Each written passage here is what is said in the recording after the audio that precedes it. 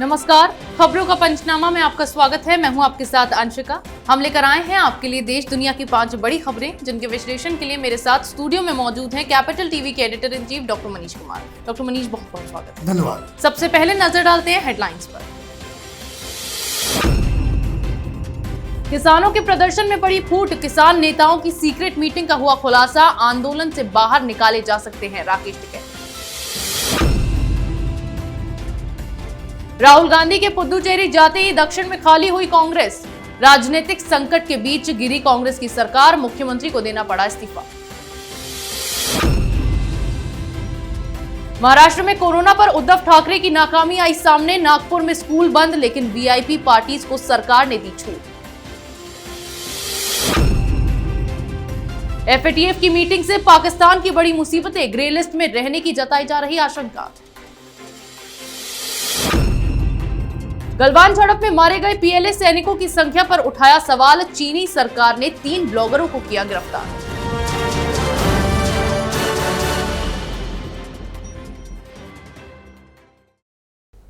रुक करते हैं पहली खबर का। दिल्ली के बॉर्डर्स पर चल रहे किसानों के प्रदर्शन में फूट पड़ गई है। आंदोलन में बचे कुचे लोग आपस में ही लड़ रहे हैं। इसी कड़ी में सिंघू बॉर्डर पर आंदोलन कर रहे किसान संगठनों के सीक्रेट मीटिंग का वीडियो सामने आया है, जो कि आंदोलन चला रहे किसान संयुक्त मोर्चा की सीक्रेट मीटिंग का है। इसमें साफ देखा जा सकता है कि कैसे किसान नेता ही राकेश टिकैत को कोस रहे हैं और ये इल्जाम लगा रहे हैं कि जिस तरह अन्ना के आंदोलन का इस्तेमाल करके केजरीवाल ने अपनी राजनीति चमकाई थी, उसी तरह राकेश टिकैत आंदोलन को छोड़कर अपना चेहरा चमकाने में जुट गए हैं। डॉक्टर मनीष, आखिर क्या है पूरा मामला, कैसे ये वीडियो सामने आया? दरअसल किसान आंदोलन को जो चलाया जा रहा है, उसके लिए किसान संगठनों की एक संगठन को बनाया गया, जिसका नाम है किसान संयुक्त मोर्चा। और यही एक जिसको कह सकते हैं कि ग्रुप लीडरशिप, सामूहिक नेतृत्व है इसका। और ये लोग ही आपस में बातचीत करके सारा फैसला लेते हैं कि आंदोलन में कब क्या करना है, कैसे क्या करना है। और यही 40 संगठन ही सरकार से बातचीत कर रहे थे। तो रविवार को इसकी एक मीटिंग हुई। इस मीटिंग के दौरान कुछ ऐसी घटनाएं हुई, जो ऐसी बातचीत हुई, जिसका वीडियो सिर्फ कैपिटल टीवी के पास है। पहले इन वीडियोस को आप देखें, फिर आप समझ पाएंगे कि आखिरकार राकेश टिकैत के पीछे ये लोग क्यों पड़े हुए हैं। वो जाहिर है कि हमने जिन लोगों को चेहरा बनाया था अपने बीच के अंदर, वो आज पिछली मीटिंग में तो मैंने उनको देखा था उन चेहरों को, लेकिन आज मुझे वो चेहरे यहाँ दिख नहीं रहे। इसके साथ संयुक्त मोर्चे के अंदर उन चेहरों को कम से कम यहाँ पे होना चाहिए था, क्योंकि आप ही नहीं से किसान संयुक्त मोर्चे ने उनके चेहरों को इतना हाईलाइट कर दिया कि आज हमें छोड़ के चले गए। इसलिए ऐसा किसी को अपने बीच के अंदर इतना बड़ा नेता मत बनाओ कि वो हमें छोड़ के चला जाए और वो अपनी खिचड़ी अलग पकाने लगे अलग। ऐसा मेरा एक प्रस्ताव, ये आप जरूर। वो जाहिर है कि हमने जिन लोगों को चेहरा बनाया था अपने बीच के अंदर, वो आज पिछली मीटिंग में तो मैंने उनको देखा था उन चेहरों को, लेकिन आज मुझे वो चेहरे यहाँ दिख नहीं रहे। इसके साथ संयुक्त मोर्चे के अंदर उन चेहरों को कम से कम यहाँ पे होना चाहिए था, क्योंकि आप ही नहीं से किसान संयुक्त मोर्चे ने उनके चेहरों को इतना हाईलाइट कर दिया कि आज हमें छोड़ के चले गए। इसलिए ऐसा किसी को अपने बीच के अंदर इतना बड़ा नेता मत बनाओ कि वो हमें छोड़ के चला जाए और वो अपनी खिचड़ी अलग पकाने लगे अलग। ऐसा मेरा एक प्रस्ताव, ये आप जरूर। तो आपने वीडियोस को देखा। इस वीडियो से 2 बातें बिल्कुल साफ है। पहली बात ये कि राकेश टिकैत किसान आंदोलन के नाम पे वो अपनी मनमानी कर रहे हैं। वो जो जाट खाप महापंचायत लगा रहे हैं या फिर किसानों की रैलियों को संबोधित कर रहे हैं, पॉलिटिकल पार्टीज के साथ उठ बैठ जो वो कर रहे हैं, वो किसान आंदोलन का हिस्सा नहीं है और इसलिए किसान संगठन उनसे नाराज़ हैं। साथ ही साथ अब जो खबर आ रही है कि किसान संगठनों का ये जो संयुक्त मोर्चा है, इन लोगों ने ये प्लान किया है कि राकेश टिकैत को पहले नोटिस दिया जाएगा और अगर वो सही ढंग से वापस अपने रास्ते पे नहीं लौटते हैं, आंदोलन का हिस्सा नहीं बनते हैं, इस संयुक्त मोर्चे के फैसले को नहीं मानते हैं, तो फिर ये घोषणा करना पड़ेगा कि राकेश टिकैत अब इस किसान आंदोलन का हिस्सा नहीं है। यानी कि किसान आंदोलन की आड़ में राकेश टिकैत किस तरह से अपने चेहरे को चमका रहे हैं, इस बात का खुलासा इस वीडियो के सामने आने के बाद हो गया है। वहीं पुद्दुचेरी अब कांग्रेस के हाथों से फिसल गया है। विधानसभा में कांग्रेस अपना बहुमत साबित नहीं कर पाई है, जिसके बाद स्पीकर ने ऐलान किया कि सरकार के पास बहुमत नहीं है। फिर मुख्यमंत्री वी नारायण स्वामी ने उपराज्यपाल को अपना इस्तीफा सौंप दिया। आपको बता दूं कि हाल में 17 फरवरी को ही राहुल गांधी ने पुद्दुचेरी का दौरा किया था, जिसके बाद अब 22 फरवरी को यहां कांग्रेस की सरकार गिर गई। डॉक्टर मनीष, आखिर क्या ऐसे हालात बन गए कि कांग्रेस की सरकार गिर गई पुद्दुचेरी में? देखिए, वहां की कांग्रेस के अंदर एक इंटरनल रिफ्ट चल रहा था। पहले ही 4 एमएलए इस्तीफा दे चुके थे। वोटिंग के ठीक एक दिन पहले एक डीएमके का और एक कांग्रेस का एक और उन लोगों ने भी इस्तीफा दे दिया। अब ये बात समझ के बिल्कुल बाहर है। ये राहुल गांधी की नादानी कहें या नालायकी कहा जाए इसे, कि ये कांग्रेस पार्टी के कर्ता धर्ता हैं।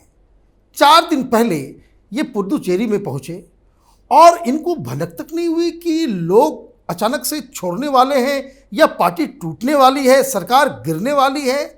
अगर किसी भी पार्टी को चलाने वाले नेता, चाहे वो अध्यक्ष हो, कांग्रेस पार्टी में तो यही सर्वोसर्वा हैं, ये मालिक हैं, तो इनको अध्यक्ष के रूप में ही देखा जाता है। तो वो अगर इस चीज़ को समझ नहीं सकता है कि पार्टी के अंदर प्रॉब्लम है, तो ये तो बिल्कुल साफ है कि ये पार्टी चलाने लायक, उसके योग्य ये व्यक्ति नहीं है। क्योंकि अगर उसके जाने के बाद, इसका मतलब एक बात समझिए कि वो वहाँ गए और उन्होंने वो जो फोटो ऑप होता है, वो जो तय कार्यक्रम होते हैं जिससे इनका जो मीडिया में कवरेज मिल जाना, इनका चेहरा चमक जाना, आदि आदि जो काम, जो क्रियाकलाप है, उसको पूरा करके ये वापस आ गए। इसका मतलब साफ है कि राहुल गांधी पुद्दुचेरी तो गए, तो शायद वो अपने एमएलए से भी उन्होंने मुलाकात नहीं की।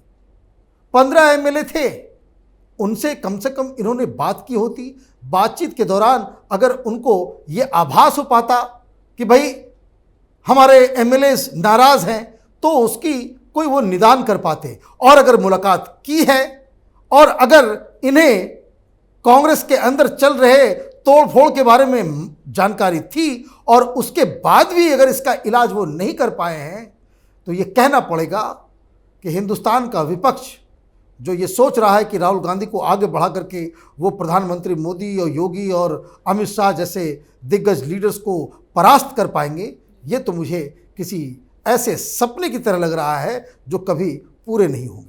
यानी कि पुद्दुचेरी में जिस तरह से कांग्रेस की सरकार गिरी है, उसके बाद राजनीति में कांग्रेस की नाकामी भी उजागर हो गई है। उधर महाराष्ट्र में एक बार फिर तेजी से बढ़ रहे कोरोना वायरस के मामलों ने हाहाकार मचा दिया है। राज्य के मुख्यमंत्री उद्धव ठाकरे ने जनता से नियमों का पालन करने की अपील की है, वरना फिर से लॉकडाउन जैसी स्थिति होने की भी बात कही है। वहीं कई शहरों में अभी से ही सख्ती बढ़ा दी गई है। नागपुर में 7 मार्च तक के लिए स्कूल कॉलेज बंद करने के आदेश जारी कर दिए गए हैं। इसके अलावा पुणे जिला प्रशासन ने भी नाइट कर्फ्यू लगा दिया है। लेकिन राज्य में हो रही वीआईपी पार्टीज पर उद्धव सरकार की ओर से अब तक कोई आदेश जारी नहीं किया गया है। डॉक्टर मनीष, एक तरफ तो उद्धव ठाकरे कहते हैं कि महाराष्ट्र में जितने भी केसेस बढ़ रहे हैं उसकी जिम्मेदार बीजेपी है, क्योंकि बीजेपी ने मंदिर राजनीति की, और दूसरी तरफ वीआईपी पार्टीज को छूट मिली हुई है। देखिए, उद्धव ठाकरे क्या कहते हैं, नहीं कहते हैं, ये अब कोई मायने नहीं रखता, क्योंकि उनकी नाकामी पूरी तरीके से उजागर हो चुकी है। मैं आपको एक बात बताता हूँ, अगर आप गूगल करें और देखें कि अचानक से जो फिर से कोरोना रिवाइव हो रहा है और जिस तरीके से जिन जिन राज्यों में ये कोरोना का फैलाव बढ़ा है, वो राज्य कौन है? उसमें महाराष्ट्र, उसमें केरल है, उसमें छत्तीसगढ़ है। ये सारे जो जहाँ सबसे ज़्यादा बढ़त हो रही है, इन सरकारों ने, इन राज्य सरकारों ने इस हिंदुस्तान के द्वारा डेवलप की गई वैक्सीन के ऊपर सवाल खड़े किए। ये लोग सबूत मांग रहे थे कि इसका तीसरा टेस्ट का इलाज अभी तक रिपोर्ट आया नहीं, हड़बड़ी हो रही है, जल्दीबाजी हो रही है। जिन जिन राज्यों में वैक्सीनेशन का प्रोसेस अच्छी तरीके से किया गया, जैसे दिल्ली, केजरीवाल इस सब चीज़ में थोड़े होशियार हैं, वो बीजेपी का विरोध तो करते हैं, लेकिन जहां सेंसिबल काम करना होता है वहां वो कर जाते हैं कि ताकि इनकी बाद में किरकिरी ना हो। तो आप देखिए दिल्ली में कंट्रोल है, और क्या बात है कि महाराष्ट्र में, केरल में, छत्तीसगढ़ में संख्या बढ़ रही है। उसकी एकमात्र जो रीज़न जो समझ में आ रही है कि वहाँ पे वैक्सीनेशन के प्रोसेस को बिल्कुल स्लो कर दिया गया। अब आप राजनीति भी करें और इस तरह के महामारी से लड़ने के ऊपर राजनीति करें तो ये मूर्खता के अलावा कुछ नहीं है। रही बात राजनीतिक बयानों की, तो ये कि कोरोना का बढ़ाव इसलिए हो रहा है कि मंदिर के लिए चंदा मांगा जा रहा है, ये किया जा रहा है, वो किया जा रहा है, ये बचकानी बातें हैं। दरअसल हकीकत यही है कि जब से देश में कोरोना आया है, उद्धव ठाकरे सबसे ज़्यादा इमेच्योर और जिसको कह सकते हैं नकारा चीफ मिनिस्टर साबित हुए हैं। और ये फिर से जो दो चीज़ें जो दोहराई जा रही है वो बिल्कुल इस बात को का संकेत है कि अभी महाराष्ट्र में फिर से लॉकडाउन करना पड़ेगा, क्योंकि स्थिति उद्धव ठाकरे के कंट्रोल में बिल्कुल नहीं है। यानी कि कोरोना पर विफल रही महाविकास आघाड़ी सरकार अपनी पूरी गलतियों का ठीकरा बीजेपी पर फोड़ने की कोशिश कर रही है। लेकिन यहाँ सबसे चिंताजनक विषय ये है कि महाराष्ट्र में कोरोना एक बार फिर से फैलने लगा है, जिसका खामियाजा अब वहां की जनता को भुगतना पड़ेगा। वहीं पाकिस्तान के सिर पर एफएटीएफ की तलवार लटकी हुई है, जिससे बचने के लिए पड़ोसी मुल्क तमाम कोशिशें कर रहा है। आज से एफएटीएफ की बैठक शुरू हो गई है, जिससे पाकिस्तान की धुकधुकी बढ़ गई है। इस बैठक में पीएम इमरान खान के तमाम दावों के बाद भी पाकिस्तान के ग्रे लिस्ट में बने रहने का रास्ता साफ होने के पूरे आसार हैं। अब इमरान को केवल अपने आका चीन, तुर्की और मलेशिया से उम्मीद है, जो उसे ब्लैकलिस्ट होने से रोक सकते हैं। डॉक्टर मनीष, इस बार क्या होने वाला है एफएटीएफ की बैठक? देखिए, एफएटीएफ की बैठक चलती है, उसका कुछ प्रक्रिया है, उसके कुछ तरीके हैं कि एफएटीएफ की तरफ से पाकिस्तान से ये कहा जाता है कि भाई आपने अब तक जो आपके ऊपर चार्जेस लगे हैं कि वहाँ आतंकवादी संगठनों को किस तरह से सहूलियत दी जा रही है, क्यों वो ऑपरेट कर रहे हैं, आपने आतंकवादी संगठनों के खिलाफ क्या क्या काम किए हैं, क्या क्या नियम बनाया है, क्या क्या एक्शन लिया है, उसकी रिपोर्ट आप दें। पाकिस्तान की तरफ से ये रिपोर्ट दे दी गई है। अगले 3 दिन तक इस रिपोर्ट के ऊपर वहाँ पे चर्चा होगी, बातचीत होगी। लेकिन जो सबसे बड़ी बात ये है कि ये कहाँ पे हो रहा है, ये पेरिस में हो रहा है। पेरिस में तो पाकिस्तान का कोई परमानेंट एम्बेसडर भी नहीं है। या हैरानी की बात है, वो क्यों नहीं है? क्योंकि ये जब कार्टून का जब मसला आया था तब पाकिस्तान ने फ्रांस के खिलाफ मोर्चा इन्होंने खोल दिया था, और तब से वो जो दुश्मनी है, वो जो नाराज़गी है, वो बरकरार है। फिर अभी जो हाल में हुआ है, ठीक इस मीटिंग से पहले कि पत्रकार डैनियल पर्ल के मामले में जो मुख्य अभियुक्त था, जो मेन आरोपी था, उसको वहाँ से बरी कर दिया गया है। तो कहने का मतलब ये है कि जिस तरीके से पाकिस्तान दुनिया को धोखा देना चाहता है, लेकिन अपने ही करतूतों की वजह से वो फंस जाता है, इस बार भी ऐसा ही होगा। क्योंकि कई सारे ऐसे सवाल हैं जिसका जवाब पाकिस्तान के पास नहीं है। जिस तरह से जमातुल दावा हो या फिर ये हाफिज सईद, वो खुलेआम ऑपरेट कर रहे हैं, वो रैलियां कर रहे हैं, तो उसके खिलाफ आपने क्या कार्रवाई की, उसके बारे में आपको बताना पड़ेगा। आपने उसे जेल में रख दिया तो मालूम चलता है कि ये जेल में उस तरह के आतंकवादियों को रखते भी हैं। वो जेल में 2 साल से बंद हैं और वो जेल के अंदर रहते रहते भी वो पिता भी बन जा रहे हैं। ये अजीबोगरीब देश है पाकिस्तान। तो इन सारे सवालों का जवाब पाकिस्तान को देना पड़ेगा, और चाहे वो चीन हो, चाहे वो मलेशिया हो, चाहे वो तुर्की हो। अब इन लोगों की भाई जो पेशेंस जो है वो जवाब दे रही है। अगर ये लोग खुलकर इस आतंक के सेंटर का समर्थन नहीं करते हैं तो पाकिस्तान इस बार ब्लैक लिस्ट में भी जा सकता है, और अगर चीन फिर से रोड़ा अटकाता है तो वो ग्रे लिस्ट में बरकरार रहेंगे।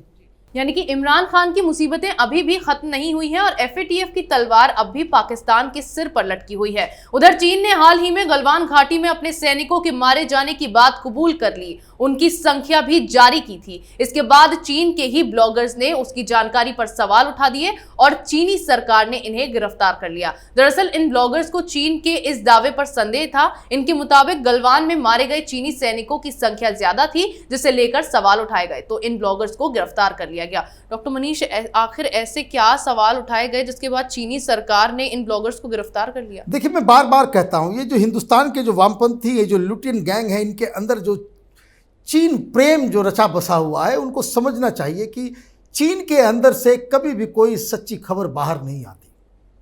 चीन ऐसा धूर्त मुल्क है जहां इंफॉर्मेशन पूरी तरह कम्युनिस्ट पार्टी ऑफ चाइना और वहां की सरकार के कंट्रोल में होती है। अब पूरी दुनिया भर में ये बात कही जा रही है कि भाई 45 लोग ऑन द स्पॉट उस दिन मारे गए थे चाइनीज सेना के। और अब जब चीन की तरफ से, और चीन की तरफ से क्यों किया गया, क्योंकि चीन अब तक अपने मुल्क के लोगों को ये भरमा रहा था, ये अफवाह में उलझा रहा था कि जो अमेरिका से जो रिपोर्ट आई है कि इतने सारे लोग मारे गए हैं वो प्रोपेगेंडा है, वो झूठ है, वो जो है इंपीरियलिस्ट और वो कैपिटलिस्ट डिज़ाइन है। तो लोग मान लेते हैं भाई अमेरिका दुश्मन देश है इसलिए अमेरिका प्रोपेगेंडा कर रहा होगा। लेकिन जब रशियन एजेंसी ने 45 लोगों के मारे जाने की खबर दी तो चीन के पास अब तो कोई चारा नहीं था इस चीज़ को एक्सेप्ट करने के अलावा। तो उन्होंने एक्सेप्ट क्या किया, इन्होंने कहा भाई हमारे 4 लोग 5 लोग मारे गए। अब जब 4-5 लोग मारे गए तो वहाँ के जो ब्लॉगर्स थे उन लोगों ने इसकी विवेचना शुरू कर दी। उन्होंने रूस के रिपोर्ट का हवाला दिया, साथ ही साथ उन्होंने इस बात का भी हवाला दिया कि भाई वो जो लोग जो अपने अपने कलेजे के टुकड़ों को वहाँ ढूंढ रहे थे उन लोगों को कैसे जवाब मिलेगा। और उन्होंने साफ साफ ये कहा कि चीन की सरकार जो आंकड़े दे रही है वो लोगों को भ्रम में डालने के लिए दे रही है। लोगों की संख्या ज़्यादा थी जिसे सरकार छिपा रही है। अब सरकार के खिलाफ अगर आप इस तरह का ब्लॉग लिख दें तो वहाँ तो खबर ये आई है कि वो जेल गए हैं, लेकिन मैं आपको बता दूं वहाँ जेल सरकार के खिलाफ बोलने के लिए जेल तो होती है, वहाँ बेल नहीं होती। जैसे बरबरा राव को आज मिल गया कि भाई आप आतंकी हैं, आप नक्सली हैं, उसके बावजूद हिंदुस्तान की मीडिया उन्हें कवि और सोशल वर्कर बता करके आप उसे बेल दिलवा देते हैं, कोर्ट भी झुक जाती है। चीन में ऐसा रहम गद्दारों के साथ नहीं होता और इसलिए वहाँ पे सच बोलने वालों के खिलाफ इस तरह की कार्रवाई होती है। मैं आपको बता सकता हूँ पिछले कुछ अनुभव से, पिछले कुछ जानकारियों से कि ये 3-4 ब्लॉगर्स जो गिरफ्तार हुए हैं वो वापस कभी जेल से बाहर नहीं आ पाएंगे, उनको जेल में ही अपनी आखिरी सांसें लेनी पड़ेगी। ये वामपंथियों का स्ट्रक्चर है, वामपंथियों का फ्रीडम ऑफ एक्सप्रेशन है।